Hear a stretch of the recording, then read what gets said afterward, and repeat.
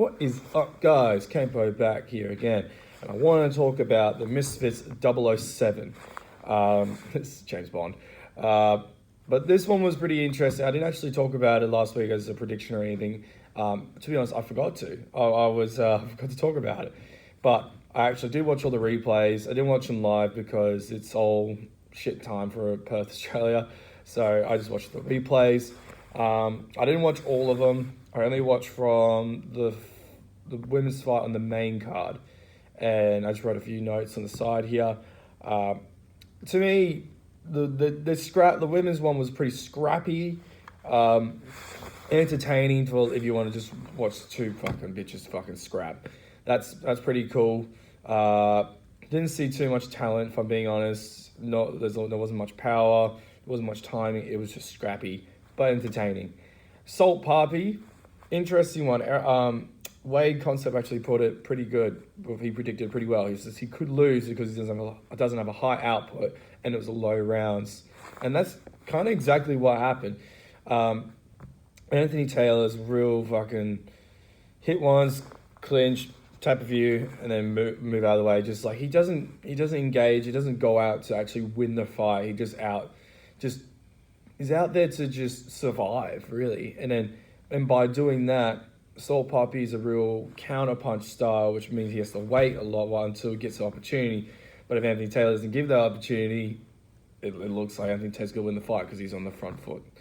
A lot of time wasting, a lot of clinch work. I don't know. Anthony Taylor's not exactly the best one to watch, but unfortunately, Salt Papi lost by decision. Deji vs. Swarms. I thought that this was a bit more of a boring one as well, but I actually thought it was pretty interesting. Like, Swarms looks like he's improved over the 8 months. It's incredible how much he's improved. Deji has really come into his own style now, which is awesome. He gets his cruise mode going, which he doesn't waste too much energy. He backs them up slowly, plays the game of inches, and he pretty much had Swarms on the back foot, fucking in the shell so many times, and he'll just pick the shots, back out again. And I know it's so exciting for the sake of knockouts or everything, but it was exciting to me to see actually some boxing skill, and it was awesome to see that, and I really enjoyed that one. And then to the main event, KSI versus Joe Fournier. So that was, let me get a sip of coffee, this one. Fucking hell. That's all I'm going to say, fucking hell. KSI, I really like how it was a 2-round fight, and KSI won by knockout, but I really appreciate KSI coming to such an unorthodox style. Like, he does the Michael Vander Page karate, jumping in and out, always on the toes, real karate style. Hands low as well, which is, you've got to be quick, you've got to have fast reactions if you're going to fucking pull off a style like that, and that's a real young man sort of way, and he's a cardio, and I think by using KSI's crazy cardio, he's able to pull off a style like this. And Joe Fournier, you can definitely see his age when he's in there. He's just slower, and KSI's landing a few shots. Like, you could just tell him to start, like, Joe wasn't going to win that fight.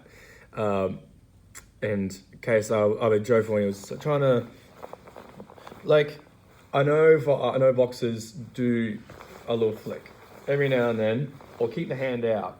But what Joe was doing was like half squatting, which he was like constantly preparing to get hit. But he was like ready to fucking slap everything that was coming at him. I don't know, he was just a weird dude. And then round 2 came, and this is where KSI lands a big overhand right, stuns Joe Fournier. That shot hit like a thump. Put Joe on the back foot. KSI goes in for the kill, and he comes out, he crouches and comes up for a short right hand cross. It was supposed to be, right hand hook, and it was supposed to be, Joe was very close range.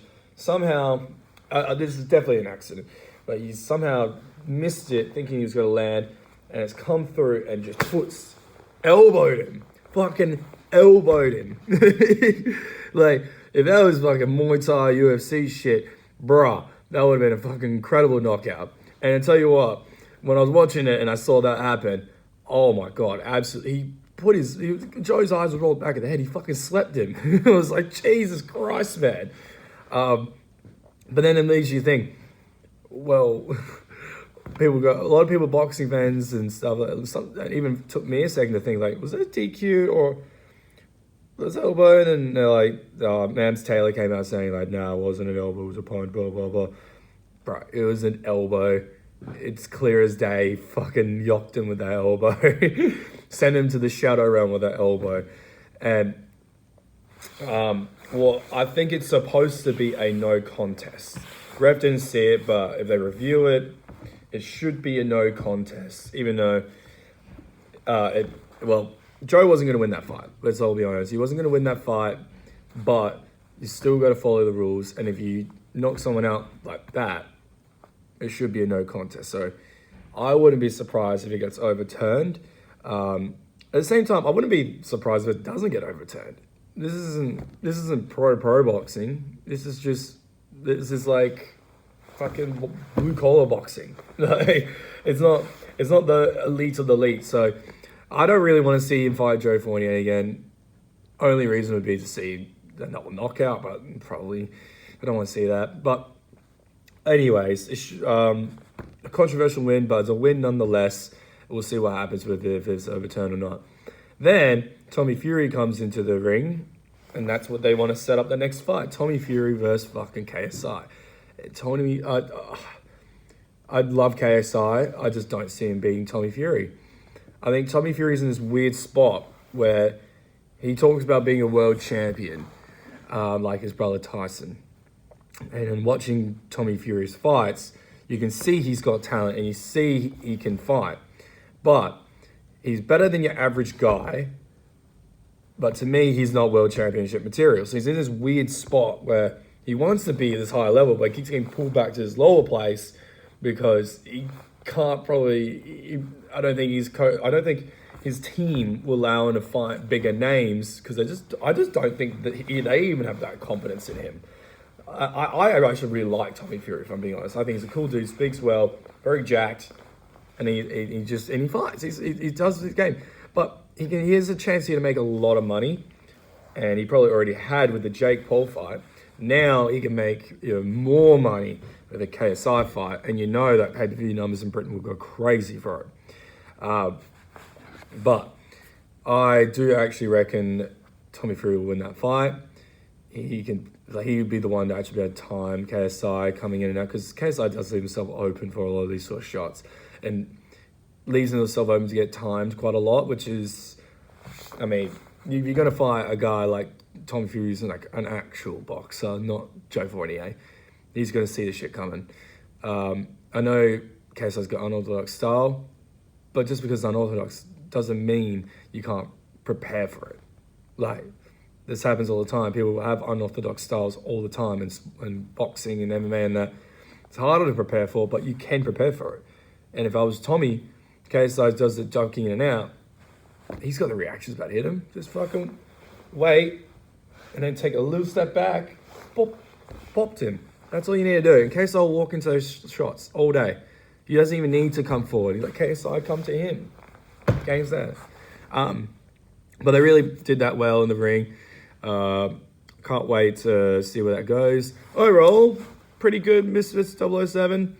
I like watching these influence boxers because they just scrap. There's a lot of scrapping and some bit of talent every now and then. And I like a lot of the names, the personalities.